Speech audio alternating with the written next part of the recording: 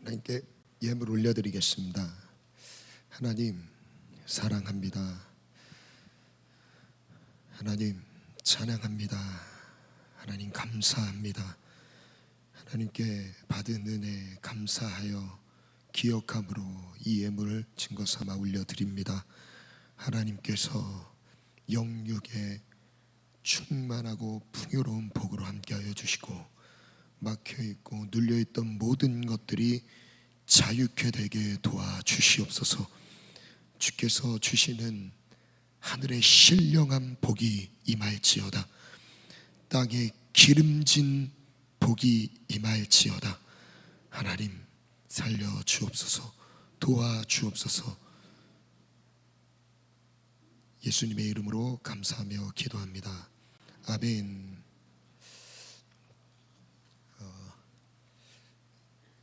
제가 말주변이 좀 많이 약해서요. 그래서 지금 느끼고 있는 감사의 마음을 잘 제대로 전하지 못할 것 같아서 먼저 제가 오늘 아쉽지만 마지막 예배잖아요. 그래서 성도님들께 제 마음을 글로 한번 표현해 봤습니다. 네. 편지를 써봤는데요. 한번 먼저 전해드리고 말씀을 나누려고 합니다. 존경하고 사랑하는 우리 교회 가족들에게 따뜻했던 어머니의 품을 떠나야 하는 마음이 왜 이리도 허전한지 모르겠습니다. 이제야 교회가 얼마나 소중한지 조금 알게 된 것 같습니다.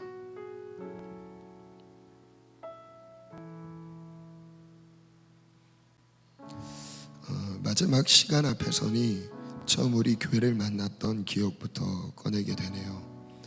2014년도에 결혼을 하면서 잠시 사역을 멈추고 지금까지의 사역을 돌아보고 다음 사역을 준비하기 위해 1년간 기도 시간을 갖던 기간에 우리 교회를 만났습니다. 그 당시 저는 몸이 너무 많이 망가져 있었습니다. 아마도 과로로 인해 신장이 망가졌던 것 같습니다. 수년간 누적된 피로가 병으로 나타났습니다. 그때 한번 찍었던 사진이 있어서 얼굴이 많이 부어 있었죠. 근데 얼굴만 부은 게 아니라 온몸이 좀 부어 있었습니다. 그래도 처음 시기 이제 사역했을 때 수련회를 마친 다음에 바로 이어서 아침 예배를 홍보하는 거였는데 그때 사진에 얼굴이 좀 많이 부어 있는 상태였습니다. 그때 담임 목사님의 제의로 일본 단기 선교를 갔었거든요. 근데 그때 발병이 됐어요. 그래서 그때를 시작으로 한 10년 넘게 10년 정도 신장에 약함이 있었습니다. 저는 워낙 건강했어서 아픈 사람을 이해를 전혀 못했었습니다. 왜냐면 병원도 가본 적도 없고 감기 같은 경우도 이제 거의 걸리지 않았었으니까 면역력도 되게 좋았었습니다. 그래서 아프고 피곤하다 이 말을 하면 정신력이 좀 약하구나. 네, 그 정도로만 생각을 했어요. 근데 제가 아프고 난 다음에 몸을 움직일 수 없는 상황이 딱 되니까 이게 너무 교만했고 참 내 안에 너무 부족한 모습들이 많았다는 걸 경험하게 됐습니다. 그때 한 선교가 시작된 다음에 한 3일 정도 지났을 때였어요. 그때부터 몸이 막 붓기 시작을 하는데 한 3일 더 지났을 때 한 10kg 정도가 몸이 불었습니다. 그러니까 평소 나갔던 몸무게보다 한 80kg까지 불어나게 됐어요. 그래서 신발도 잘 안 들어가고 막 바지도 잘 안 입혀지고 막 이게 움직이는 것도 되게 불편하고 했었는데 자고 일어나도 이게 피로가 해소가 안 되는 거예요. 그래서 선교 일정은 다 마치고 이제 한국에 와서 복귀를 해서 좀 쉬어야겠다고 잠을 자도 진짜 24시간을 자도 못 일어나는 거예요. 그래서 이제 아내가 많이 걱정이 됐던 것 같아요. 그래서 응급실을 가서 피 검사를 하고 이제 소변 검사를 하면서 이제 큰 병원으로 가봐라. 그래서 상급 병원으로 옮겨서 그때부터 이제 진료를 받기 시작했었습니다. 근데 도대체 무슨 일을 하냐고 물어보더라고요. 그래서 이제 사역자란 걸 얘기하니까 왜 이렇게 몸이 많이 피곤하는지 이런 것들 물어보는 정도로 좀 몸이 많이 이제 과로로 인해서 망가져 있었던 상황이었습니다. 그래서 뭔가 움직이면서 활동할 수 있는 그런 몸의 상태도 아니었고, 몸의 회복을 놓고 뭔가의 시간을 보내야 하는 그 시기에 제가 우리 교회를 만났습니다. 그래서 우리 교회를 만나면서 제가 몸도 회복이 되고, 그리고 또한 사역적인 부분에서도 너무 많이 배우고 성장할 수 있는 그런 기회였습니다. 조금 더 이어서 한번 사진을 다 봤죠? 네, 엄청 떨리네요. 네, 이어서 한번 읽어볼게요. 저에게는 몸도 회복해야 했지만 사역자로서의 말씀을 전하는 영적인 감각을 계속 키워나가야 하는 중요한 시기였습니다. 참 열악했던 저의 상황을 있는 그대로 받아주시며 사역자로 준비될 수 있도록 배려해 주신 원로 목사님과 담임 목사님, 그리고 성도님들께 진심으로 감사드립니다. 원로 목사님을 통해 목회가 무엇인지 배울 수 있었습니다. 하나님 앞에 기도로 살아가시며 진정으로 말씀을 사랑하시는 모습, 한 영혼을 진실하게 대하시며 축복해 주시는 모습, 항상 존중과 배려로 대해 주시는 모습을 보면서 앞으로 저의 목회에 유업이 되었습니다. 나쁜 목사는 쓰임받을 수 없어도 아픈 목사는 쓰임받지 못한다고 하시며 항상 아껴주셨던 담임 목사님의 사랑, 네, 준비되지 않은 부족감 중에도 끊임없이 지지해 주시며 응원해 주셨던 담임 목사님의 믿음, 나보다 나를 더 걱정해 주시면서 더 잘 되기를 바라시는 아버지의 마음을 항상 저를 응원해 주셨습니다. 부족한 모습, 실수가 있어도 책망하지 않으시고 항상 격려해 주셨던 따뜻한 마음에 감사를 드립니다. 목사님 정말 감사합니다.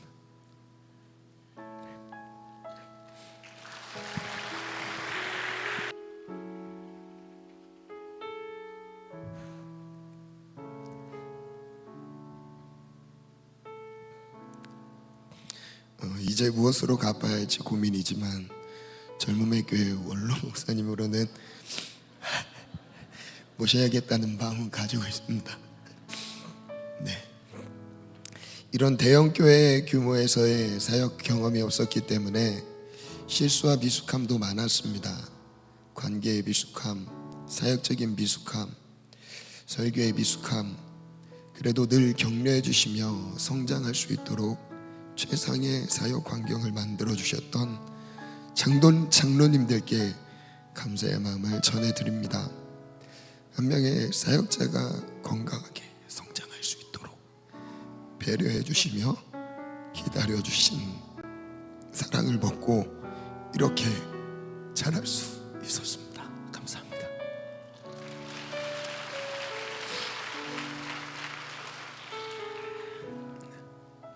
모든 성도님들이 항상 다정하게 인사해 주시며 아낌없는 격려와 응원으로 힘을 얻게 해주셔서 행복하게 사역할 수 있었습니다.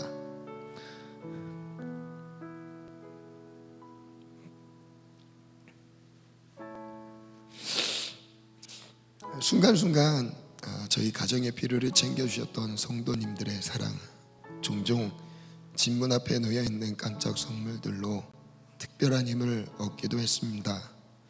이런 성도님들의 사랑으로 오늘 교회 개척의 은혜를 얻게 된 것 같습니다.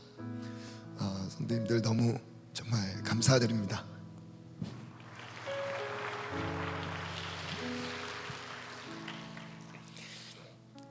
마지막으로 사랑하는 청년들에게 감사를 전합니다. 가장 많은 부족함이 드러났던 관계인 것 같습니다. 부족함을 보지 않고 따라야 하는 이유를 찾았나 봅니다. 순종하며 동역했던 지체들에게 감사하고 언제나 사역자로서의 권위를 인정해주고 마음을 하나로 모아줬던 기억을 잊지 않겠습니다. 앞으로 하나님의 나라를 위해 부지런히 함께 달려가기를 원합니다. 아마도 우리 교회는 이 시대에 가장 건강하고 행복한 교회가 아닐까요? 건강하고 행복한 어머니의 품에서 건강하고 행복한 자녀가 성장하듯이 젊음의 교회는 이렇게 시작됩니다. 물리적으로는 멀리 떨어진 곳으로 떠나지만 하나님의 나라를 세우기 위해 더욱 의미 있고 가치 있는 연합으로 만나게 될 것을 약속드립니다. 한 교회 안에서의 연합을 넘어서 이제 교회와 교회의 연대를 기대해 봅니다. 대한민국과 세계를 섬기는 이 세대를 섬기는 연합을 이룰 수 있도록 성장하고 싶습니다. 나중에는 젊음의 교회가 한밭제일 교회로부터 태어났잖아요. 이제 태어나잖아요. 그 태어남과 함께 성장해서 한밭제일 교회와 연대가 되어서 더 큰 사명을 감당하는 그 꿈을 꿔봤습니다. 개척 멤버들과 함께 세종의 젊은 세대의 영혼권을 위해 헌신했습니다. 아직까지 세종의 젊은이들을 위한 영적인 안식처가 보이지 않습니다. 청년 세대와 3040 세대를 섬기고 이후에 다음 세대를 세우는 교회가 되고 싶습니다. 젊음의 교회의 개척과 부흥을 위해 기도해 주십시오. 성도님들의 중보기도와 동역으로 힘을 얻어 하나님의 나라를 이루고 싶습니다. 10년 동안 사랑해 주신 원로 목사님과 담임 목사님, 장로님들과 모든 성도님들께 진심으로 감사드립니다. 감사드립니다.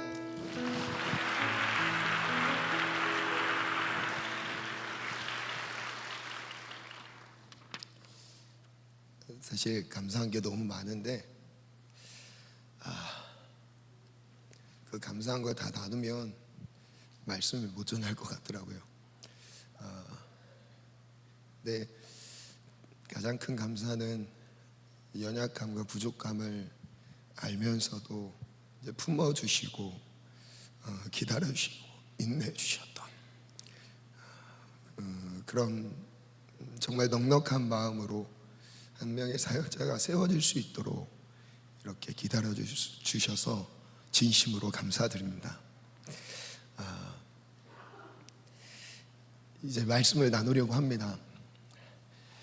말씀은 말씀답게 전하고 싶습니다. 왜냐하면 저는 사역자이기 때문입니다. 하나님의 주신 감동과 하나님 주신 메시지를 사람의 관계 때문에 전하지 못하는 게 아니라 하나님이 원하시는 뜻을 또 분명하게 나누고 싶은 마음입니다. 말씀은 마태복음 16장 18절에서 19절 말씀입니다.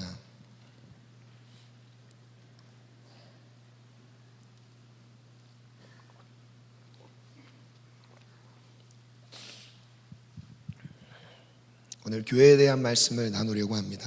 마태복음 16장 18절에서 19절입니다. 두 절인데요. 함께 믿음으로 합독하겠습니다. 크게 선포합니다. 저기 내 교회를 세우리니 음부의 권세가 이기지 못하리라. 내가 천국 열쇠를 내게 주리니 내가 땅에서 무엇인지 매면 하늘에서도 매일 것이요 내가 땅에서 무엇인지 풀면 하늘에서도 풀리리라 하시고. 아멘. 저를 따라 한번 믿음으로 선포하겠습니다. 예수님께서 교회를 세우셨습니다. 예수님께서 교회를 세우셨습니다. 교회에게 주신 특권은 음부의 권세를 이기는 것입니다. 음부의 권세를 이기는 것입니다. 교회는 이깁니다. 반드시 이깁니다. 이깁니다. 교회에게만 승리를 주셨습니다. 승리를 주셨습니다. 교회가 가는 곳마다 교회가 가는 곳마다 승리가 이루어지고, 교회를 만나는 영혼들마다 승리가 전해집니다.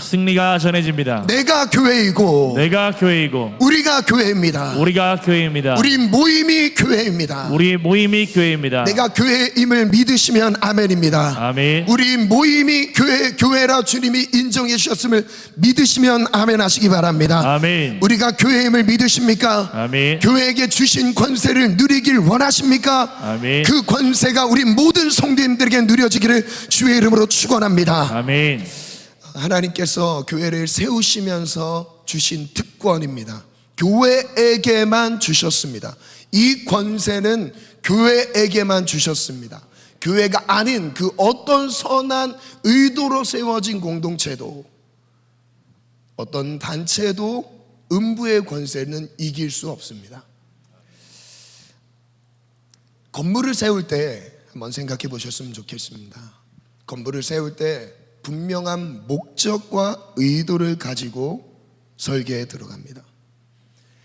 분명한 사용 목적과 연결되어 있습니다. 건물 따로, 사용하는 목적 따로가 아닙니다. 일단 건물은 세워봐야지가 아닙니다. 분명히 사용 목적이 세워져 있고 그 목적에 따라 건축이 들어가게 되어 있습니다. 체육관을 진다고 생각해 봅시다. 체육관에 음악회 하는 장소처럼 건물을 지으면 될까요? 절대 될 수가 없습니다. 정말 넓은 공간에서 뛰어다닐 수 있는 이 공간이 확보된 그런 공간이 필요한 거죠. 그렇게 건축 기술을 사용해서 건물이 올라가게 됩니다. 교회를 한번 생각해 보겠습니다. 교회를 왜 세우셨을까요? 근본적인 질문입니다. 아주 본질적인 질문이에요. 예수님은 교회를 왜 세우셨을까요? 어떤 의도와 목적을 가지고 교회를 세우셨을까라는 이 질문 안에 답을 찾는다면 이 교회에 대한 분명한 기능을 누리게 될 것입니다. 예수님은 교회를 세우시면서 두 가지를 말씀하셨습니다. 첫 번째는 교회의 주체입니다. 교회는 누가 주인인가, 누구의 소유인가를 분명하게 밝히셨습니다. 그리고 두 번째는 교회의 권세에 대해 말씀하십니다. 교회에게 주신 권세, 교회에게는 어떤 특권, 권세를 주셨을까라는 질문입니다. 예수님이 세우신 교회에는 분명한 차별성을 가지고 있었습니다. 그 차별성은 음부의 권세에 대한 승리였습니다. 분명히 다른 이유들을 설명할 수도 있었겠죠. 근데 예수님 딱 이 한 가지를 가장 먼저 말씀하시고 교회에 대한 메시지는 뒤로 합니다. 어쩌면 이 한 가지가 교회의 가장 중요하면서도 이 한 가지를 잊지 말아야 할, 오늘의 교회가 된, 그리고 교회를 세워야 할 우리의 입장에서 이 한 가지는 잊지 말아야 할 메시지인 것 같습니다. 그것은 바로 승리입니다. 교회는 승리합니다. 음부의 권세를 이길 수 있습니다. 왜 예수님께서 음부의 권세에 대해서 말씀하셨을까요? 그보다 더 좋은 단어들로 교회를 설명할 수 있지 않았을까요? 더 아름다운 단어들을 선택해서 교회의 기능을 설명할 수 있지 않았을까요?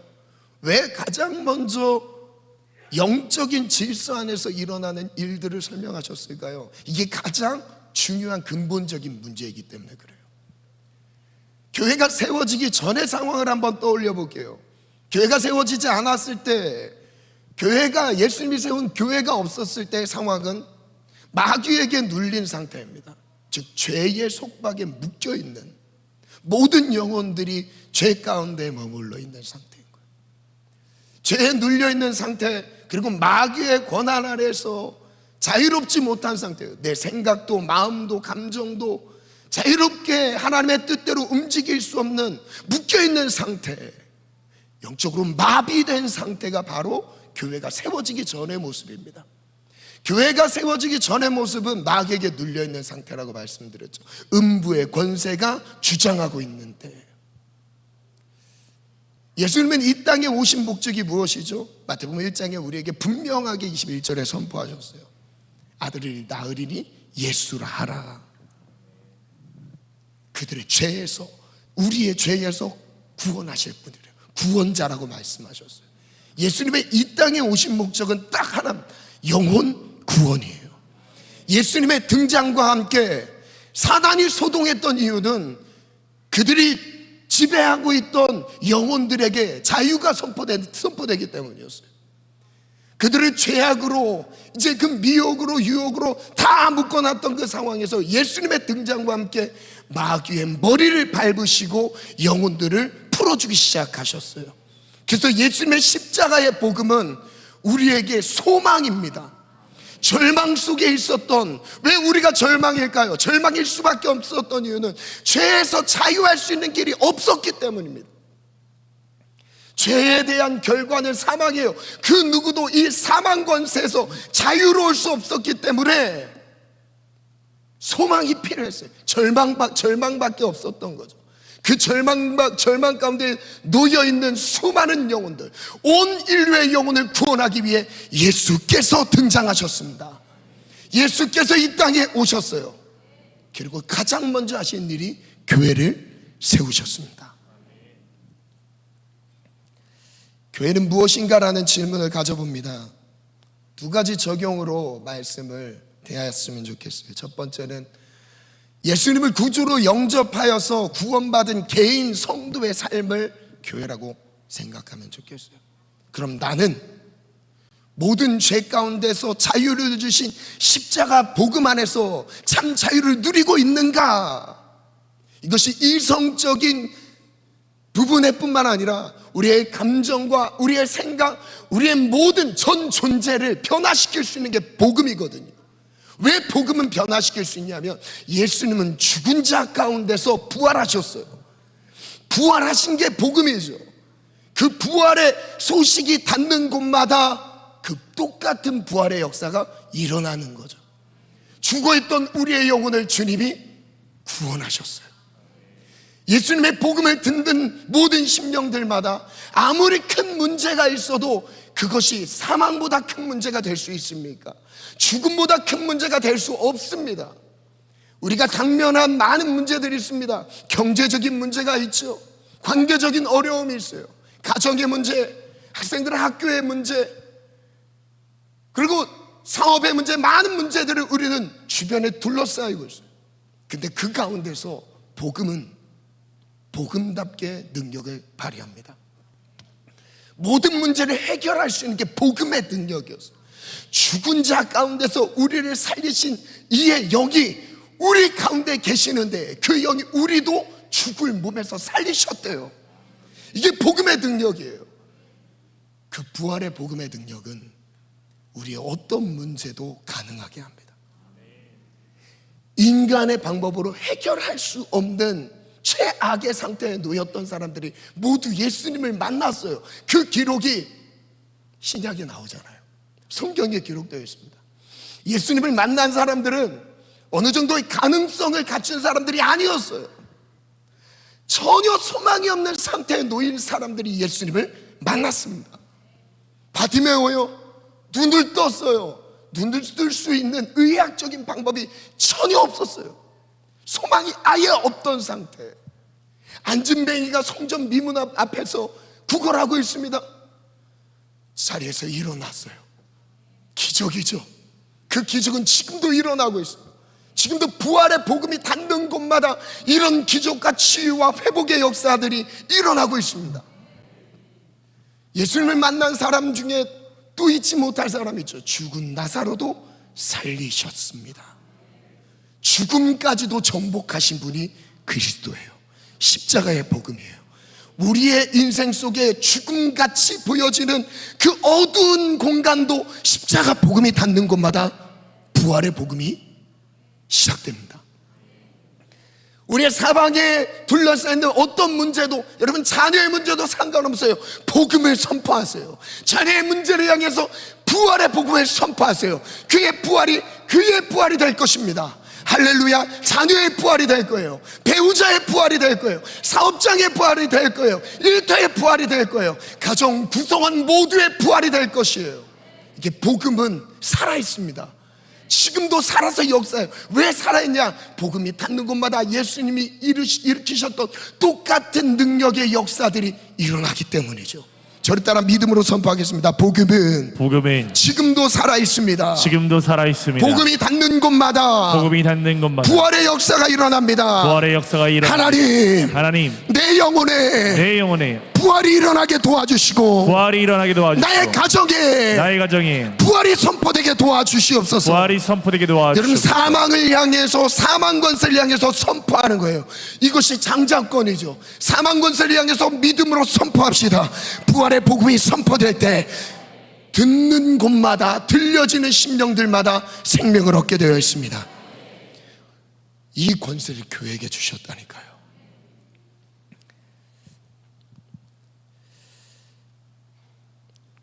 교회의 주체로서의 예수님의 주인 되심을 삶에서 확인할 수 있는가라는 질문을 가져보겠습니다.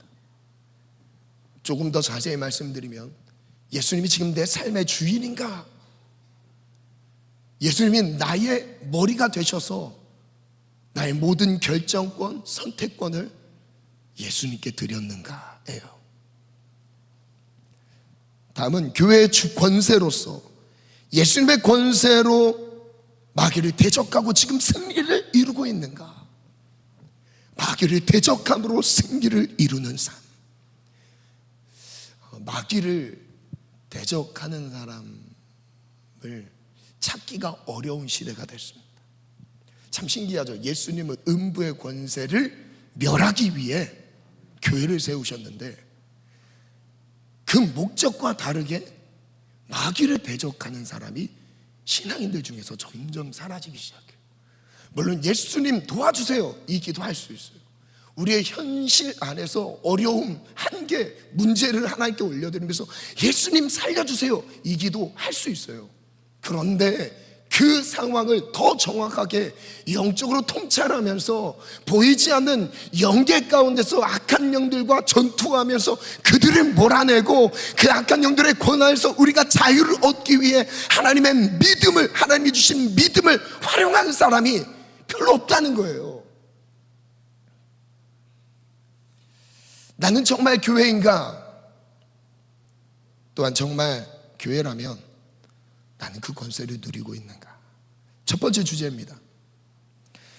예수님은 교회의 주인이시다. 믿음으로 한번 선포해 볼게요. 시작. 예수님은 교회의 주인이시다. 세 번 선포할게요. 시작. 예수님은 교회의 주인이시다. 예수님은 교회의 주인이시다. 예수님은 교회의 주인이시다. 예수님이 교회의 주인인지를 확인할 수 있는 세 가지 질문을 한번 정리해 봤어요. 확인하는데 도움이 되는 질문이에요. 첫 번째, 교회, 성도를 향한, 나를 향한 예수님의 뜻을 알기 위해 구하고 있는가? 두 번째, 모든 상황 속에서 예수님의 인도하심을 인정하고 따라가고 있는가? 내가 원하는 것을 추진하는 게 아니라 지금 머리 대신 예수님의 사인을 듣고 연결돼 있잖아요. 예수님의 사인을 듣고 움직이는 거죠. 이러고 있는가를 점검하는 거. 세 번째, 시작. 환난 중에도 예수님이 교회를 끝까지 책임지실 것을 확신하며 신뢰하고 있는가? 이 말은 머리라는 것은 우리를 지시하는 그 기능만을 가지고 있는 게 아닙니다. 우리 몸을 보호해요. 머리의 반사신경, 머리로부터 나오는 그런 사인들을 통해서 우리의 몸이 최소한 보호됩니다. 위험한 곳에 가지 않게 되고, 위험한 상황이 됐을 때 반사적으로 우리가 몸을 보호합니다. 머리는 우리를 보호해요. 그래서 연결되는 그 자체가 우리가 보호받는 것이죠.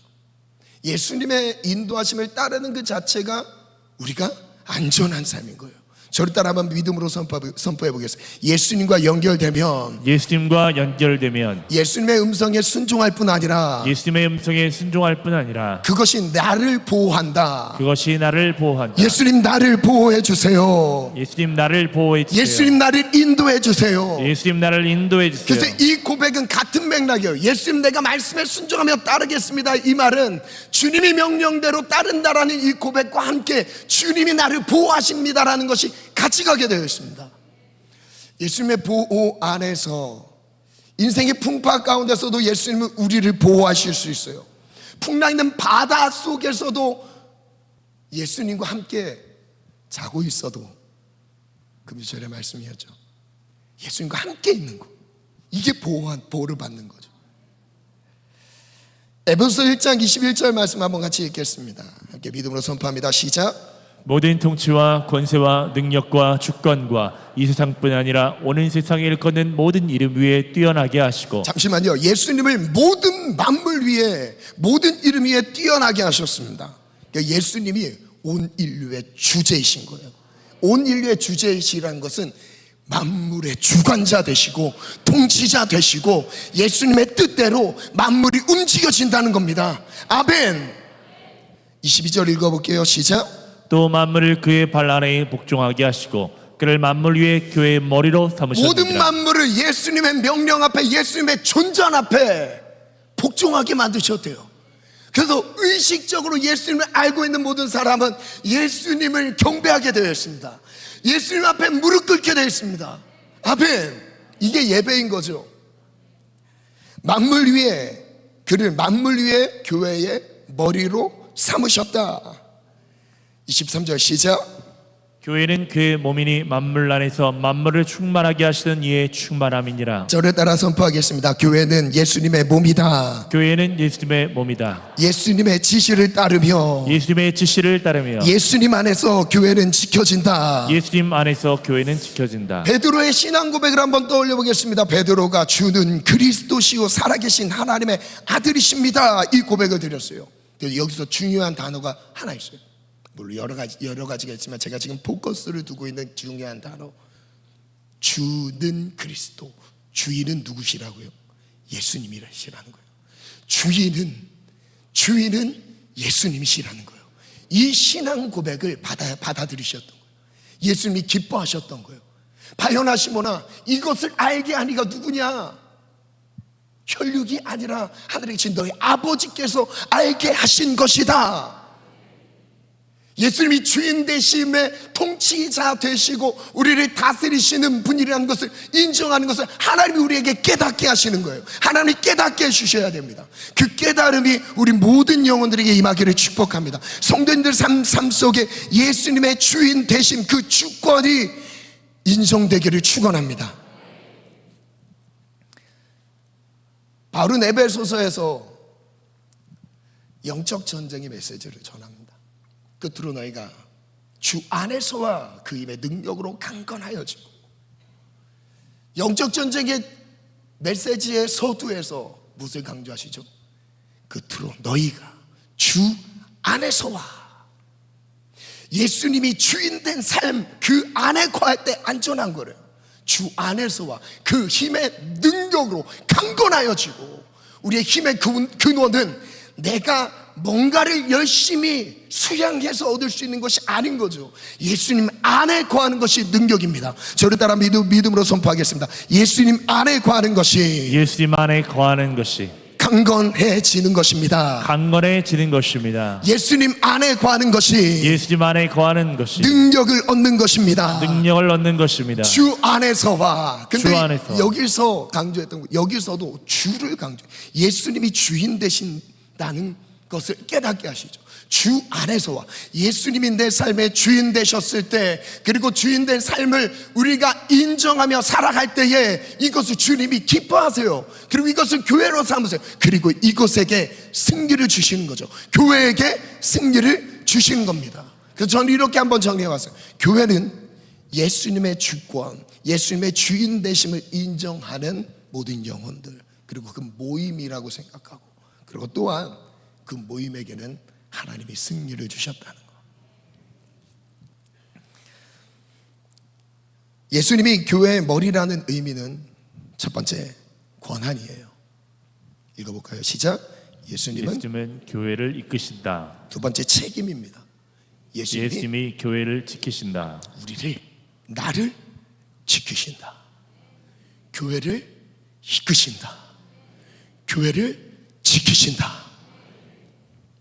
글을 정리해봤습니다. 예수님이 주인 되신 교회는 예수님이 세우셨다. 예수님으로부터 시작된 교회, 성도는 예수님을 주인으로 모셔야 한다. 예수님이 주인 되신 교회, 성도에게서 반드시 나타나는 현상이 있다. 바로 마귀의 권세를 이기는 것이다. 교회가 강하게 되는 것도 아니며 마귀가 약해지는 것도 아니다. 예수님이 주인 되심을 인정하고 그의 뜻대로 순종할 때 교회 안에서 예수님의 권세가 마귀를 압도하게 된다. 이것이 승리이다.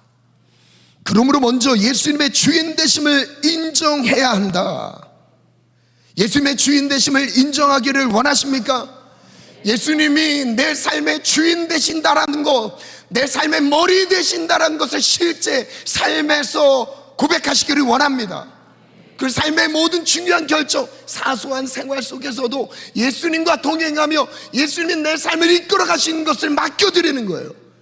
그것이 우리에게 믿음이 되기를 원합니다. 우리는 자신의 감정과 뜻을 고집하느라 예수님이 앉으셔야 할 주인의 자리에 앉게 된다. 그리고 실제 삶의 여러 영역에서 주인 행세를 한다. 예수님이 주인의 자리에서 밖으로 내몰렸을 때부터 마귀는 다시 득세하기 시작한다. 마귀가 강한 것이 아니다. 여러분 다시 한번 기억해 보시기 바랍니다. 우리가 마귀의 공격, 사단의 공격을 당할 때 가장 먼저 점검할 수 있는 그 영역이 있어요. 그게 바로 생각입니다. 생각은 남들에게 포장할 수 있어요. 나의 생각의 어떠함은 나의 어떠함인 거예요. 그 생각의 구조를 통해서 내가 지금 얼만큼 사단의 역사에 노출되어 있는지를 분별할 수 있어요. 그때마다 우리는 명령 선포해야 됩니다. 사단아 떠나갈지어다. 너는 나를 넘어지게 하는 자로다. 하나님의 일을 생각하지 않고 사람의 일을 생각하는도다. 막 내어쫓는 거예요. 믿음으로 선포하는 겁니다. 마귀가 강한 것이 절대 아닙니다. 마귀는 하나님 앞에 우리에게는 강해 보일 수 있어요. 우리 스스로 뭔가 내 생각과 감정조차도 스스로 뭔가를 바꿀 수 없는 그때에 우리의 약함은 느낄 수 있죠. 그러나 하나님은 강하십니다. 마귀가 강한 게 아니라 하나님이 강하셔서 하나님이 마귀를 압도하세요. 그 압도하시는 게 언제 우리의 삶 속에 누려진다고요? 예수님이 내 삶의 주인 되심을 인정해 드릴 때입니다.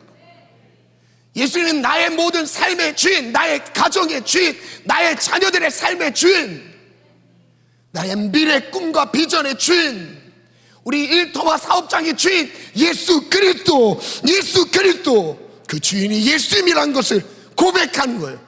인정해 드리는 거예요. 제가 두 지체의 간증을 잠깐 나눌게요. 자세히 나누진 않지만 정신적인 고통으로 참 힘들어했던 지체였습니다. 둘 다. 심지어 죽음까지 생각할 만큼 고통 중에 있던 두 명의 지체들이 기억이 나요.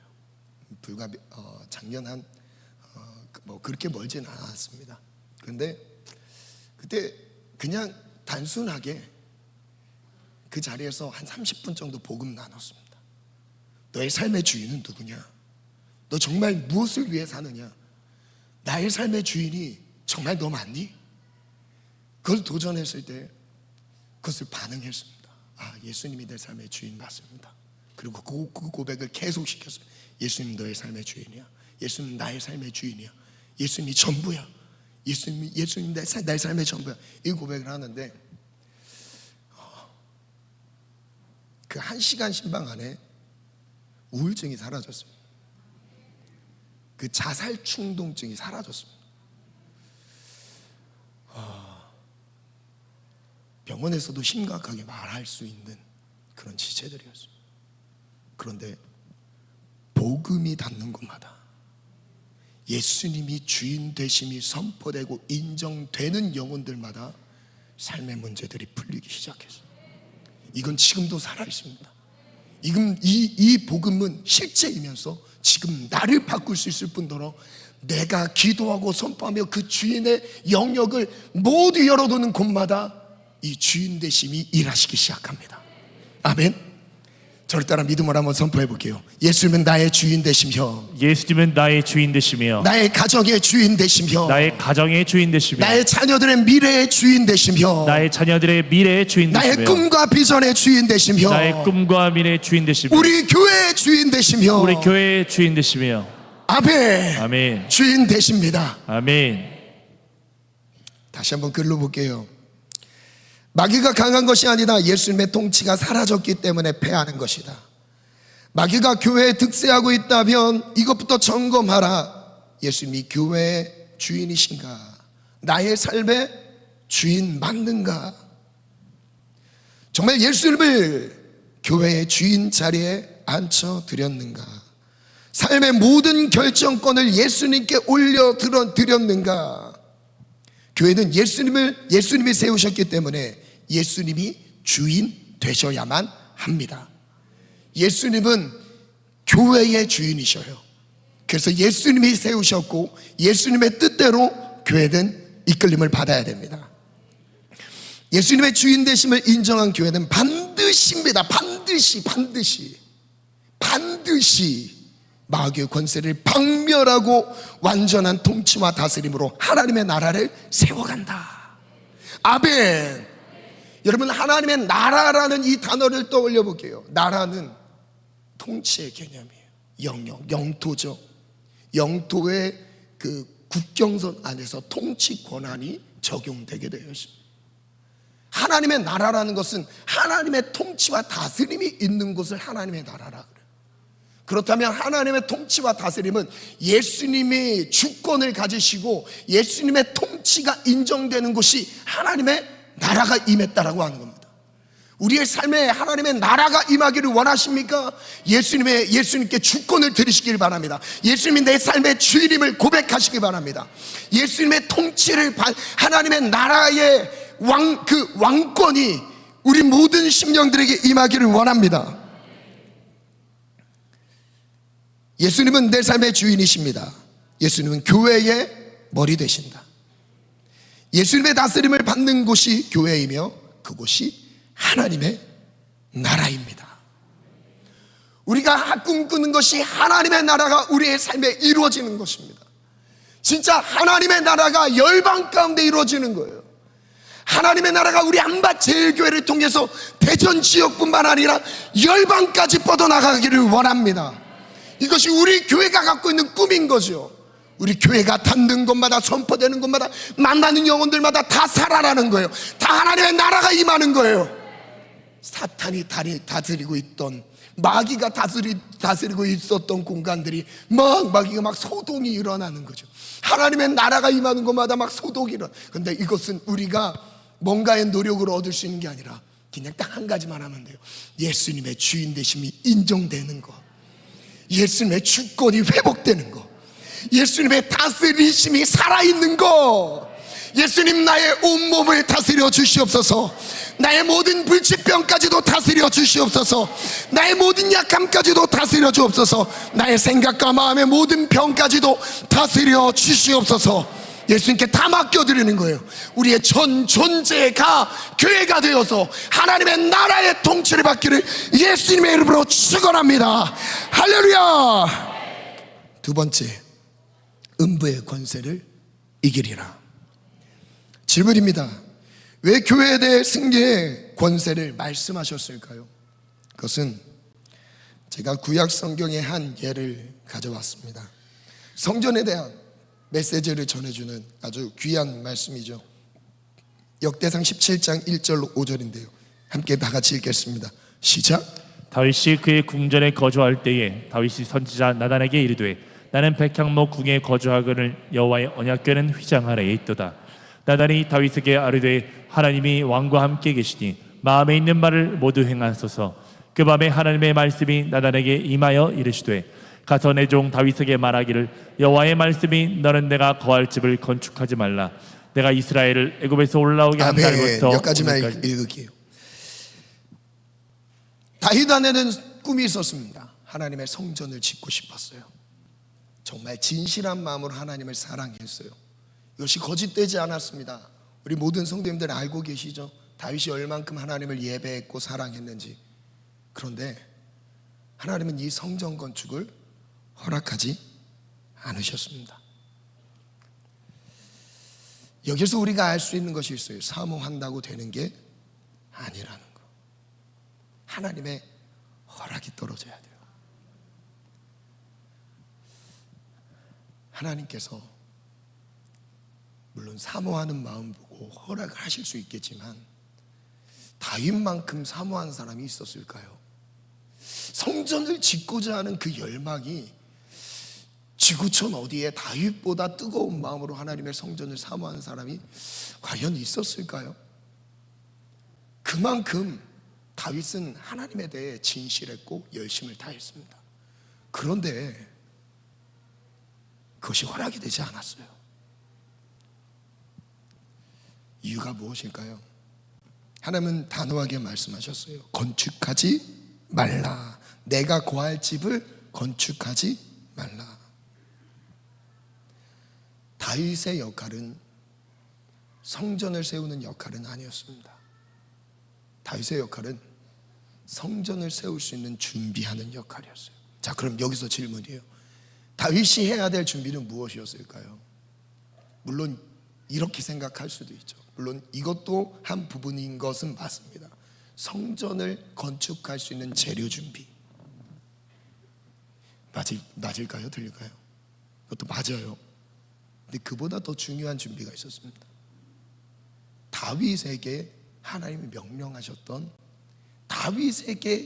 다윗이 알고 있었던 그 중요한 역할은 바로 무엇이었냐면, 역대상 17장 10절부터 한번 보겠습니다. 전에 내가 사사에게 명령하여 내 백성 이스라엘을 다스리던 때와 같이 아니하게 하시고 또 내 모든 대적을 내게 복종하게 하리라. 여기 힌트가 나왔어요. 너의 모든 대적을 너에게 복종하게 하리라. 또 내게 이르노니 여호와가 너를 위하여 한 왕조를 세우지라. 내 생명의 연한이 차서 내가 조상들에게로 돌아가면 내가 내 뒤에 내 씨 곧 내 아들 중에 하나를 세우고 그 나를 견고하게 하리니. 12절이 있습니다. 시작. 그는 나를 위하여 집을 건축할 것이요 나는 그의 왕위를 영원히 견고하게 하리라. 다윗의 역할은 무엇이었냐면, 다윗의 역할은 대적들에게 모든 대적으로 너에게 복종하게 하리라. 이 약속을 주셨어요.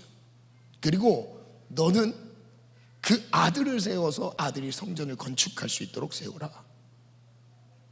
다윗의 역할은 무엇이었냐? 성전 건축 준비였습니다. 이 건축 준비는 재료보다는 대적을 멸하는 거예요. 그리고 솔로몬의 역할은 이제 대적을 멸해서 평정이 됐습니다. 이제 하나님의 나라가 모든 허락된 그 영토 안에서 이제 마음껏 하나님의 나라가 이루어질 수 있는 상황이 된 거예요. 그때 무엇을 하라? 성전을 세우는 거죠. 이게 솔로몬의 역할이었습니다. 성전을 건축하라. 다윗은 성전 건축 준비에 들어갔습니다. 그 성전 건축 준비는 주변의 모든 대적을 멸하는 거였습니다. 한번 그 PPT를 띄워주시겠어요? 역대상의 큰 흐름인데요. 역대상의 큰 흐름을 한번 보겠습니다.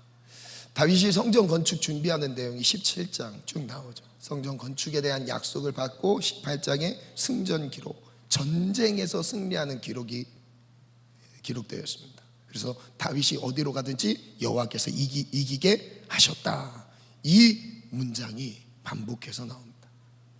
그리고 19장에는 실제 그 적이 누구였는지 암몬, 아람을 격퇴하는 장면, 그리고 20장에선 블레셋 장군들을 초토화하는 장면들이 쫙 나와요. 그 다음에 뭐죠? 22장에 성전 건축을 위해 재료를 준비합니다. 그리고 23장부터 29장까지 긴 내용이죠. 성전을 섬기는 레위 지파를 정비하고 이제 역대하부터 성전 건축이 시작됩니다. 결국 성전 건축의 준비는 바로 무엇이었냐면 승리였어요. 승리. 저를 띄워주시겠어요? 열왕기상 5장 3절부터 말씀을 보면 조금 더 자세하게 기록하고 있습니다. 함께 읽습니다. 시작. 당신도 알거니와 내 아버지 다윗이 사방의 전쟁으로 말미암아 그의 하나님 여호와의 이름을 위하여 성전을 건축하지 못하고 여호와께서 그의 원수들을 그의 발바닥 밑에 두시기를 기다렸나이다. 3절을 한번 보면 다윗이 사방의 전쟁으로 말미암아 그의 하나님 여호와의 이름을 위하여 성전 건축을 못했다. 지금 전쟁 중인데 건축을 왜 해요? 지금 전쟁을 치러야 되는데 건축할 여력이 없는 거죠. 지금 먼저 무엇을 해요? 하나님의 생기를 확인하는 거예요. 그게 바로 열왕기상에 기록되어 있죠. 여호와께서 그의 원수들을 그의 발바닥 밑에 두실 때까지 기다려야 된다는 거였어요. 교회를 언제 세우신다는 거예요? 우리의 발 밑에 원수를 두실 때까지.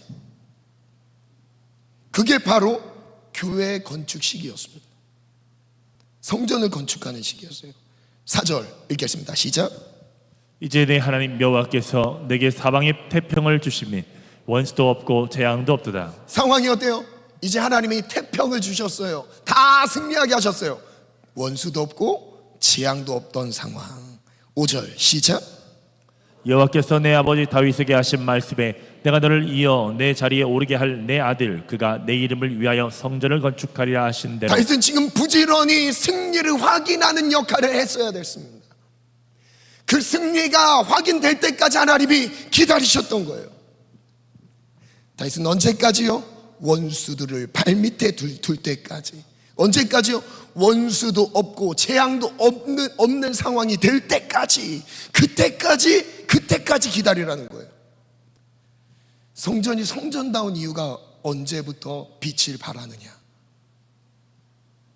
영적 전쟁에서 승리를 누릴 때입니다. 모든 원수를 멸하고 승리가 선포되는 게 성전입니다. 교회입니다.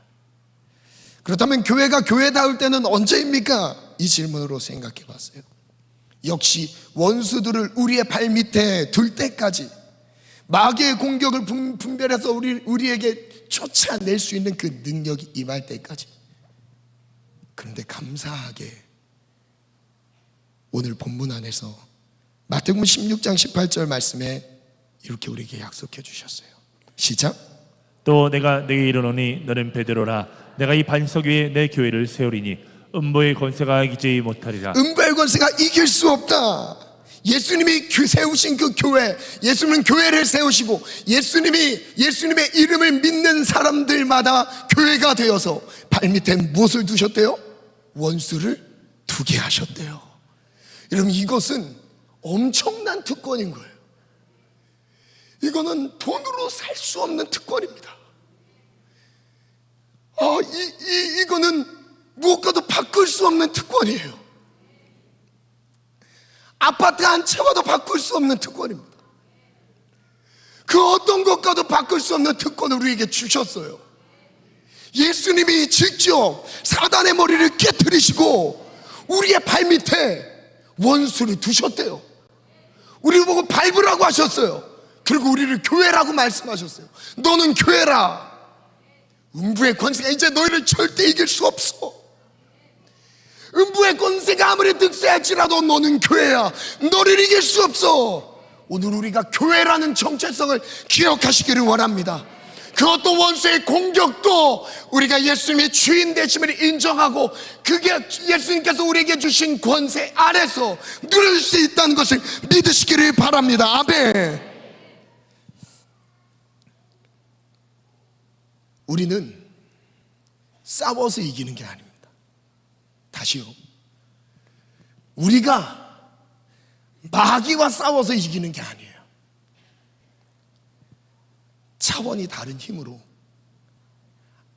압도하는 겁니다.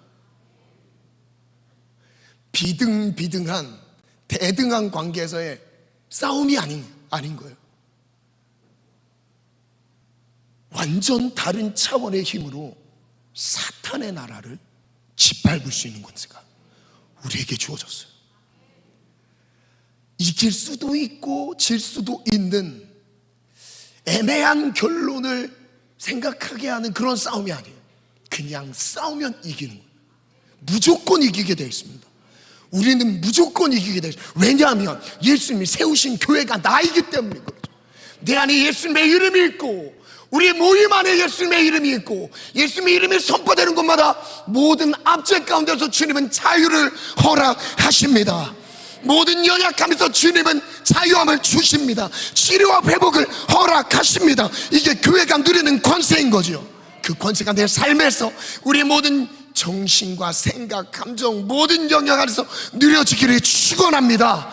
가정 구석구석마다 교회가 교회되길 원합니다. 그 안에 사단이 꿈틀거리고 있는 그 모양도 여러분 용납하지 마십시오. 예수의 이름으로 선포하십시오. 예수의 이름이 닿는 곳마다 완벽한 승리, 완전한 승리, 그 승리를 누리게 하십니다. 음부의 권세가 이기지 못하리라. 다윗에게도 허락되지 않았던 그 교회를 지금 누구에게 허락하셨어요? 나에게 허락하셨습니다. 다윗도 꿈꿀 수 없는 그 교회의 권세, 성전의 권세를 오늘 예수를 믿는 우리 모두에게 허락하셨습니다. 할렐루야. 한 사진을, 성소피아 성당 사진 한번 띄워주시겠어요? 말씀의 결론 부분인데요. 반주 준비해 주시고요. 성소피아 성당 1번 사진 한번 띄워주시겠어요? 전체, 밖에서 본 전체 유네스코에 등재된 세계 건축물, 아주 보존돼야 할 건축물이죠. 정말 아름답습니다. 전 저걸 봤어요. 터키에 가서 봤는데 사실 많이 놀랐습니다. 웅장해요. 너무 아름답습니다. 너무 잘, 어떻게 저런 건축 기술이 그 시대에 있었을까 할 만큼 정말 놀랍습니다. 안을 들어가 봤습니다. 안에도 정말 화려하고 아름답습니다. 이 공간은 하나님을 예배했던 곳이었습니다. 이 공간은 360년부터 1453년까지 콘스탄티노플 대성당이었습니다. 그러니까 하나님을 예배하는 중심지였어요. 오스만 투르크 제국의 지배하에 놓이면서 1453년부터 1931년까지 이슬람 사원으로 바뀌었습니다. 지금은 건축 문화 유산으로 지정되어서 훼손할 수 없는 상황이어서 그 안에 있는 내용물들을 바꿀 수 없게 됐죠. 그런데 마지막 사진 한번 띄워주시겠어요? 동그란 아랍어가 쓰여 있죠. 지금 알라 신을 적어놓은 그 문구입니다. 그 성소피아 성당 안에 딱 들어가면 그 웅장함이 있어서 막 압도가 돼요. 와, 진짜 아름답다. 딱 압도가 되는데 그 알라 신을 숭배하는 저 사인이 크게 둘러싸고 있습니다. 그리고 하나님을 섬기는 그 형상들에 있어서는 천막을 치고 가려놨어요. 훼손은 못하니까 가려놓은 거예요. 여러분, 제가 질문 드릴게요. 저게 교회일까요? 정말 아름다워요. 웅장해요. 교회일까요? 하나님을 예배했던 처소였어요. 수백 년간, 아니 1000년이 넘는 그 역사 안에서 하나님을 예배하는 중심지였어요. 그런데 지금 그곳에는 알라를 숭배하는 흔적들이 많이 있습니다. 아니, 그게 더 많이 지금 도배되어 있어요. 교회입니까? 여러분, 교회가 무엇입니까? 아무리 화려하고 웅장한 교회 건물을 가졌어도 예수님의 주인 되심을 놓치면 더 이상 교회에게 주신 승리의 권세를 누리지 못한다는 점.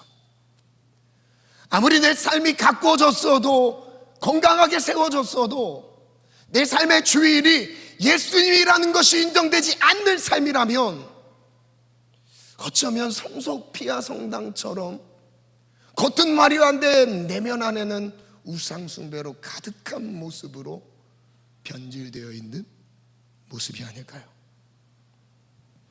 성소피아 성당을 누가 교회라고 할 수 있겠습니까? 1000년이 넘는 기간 하나님을 예배하는 처소였지만 지금은 이슬람 사원입니다. 어제 누린 승리가 내일을 보장하지 못합니다. 어제 승리했다고 오늘 승리가 되는 게 아니에요. 매일매일 예수님의 주인 되심을 인정하며 예수님이 나의 삶의 머리 되시고 예수님의 다스리심 안에 거하는 것, 이게 교회라는 거죠.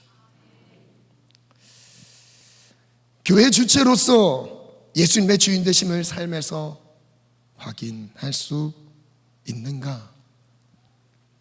마지막 질문이에요. 교회의 권세로서 예수님의 권세로 마귀를 대적하여 승리를 누리고 확인하고 있는가? 이 시간 찬양으로 하나님 앞에 나아가길 원합니다.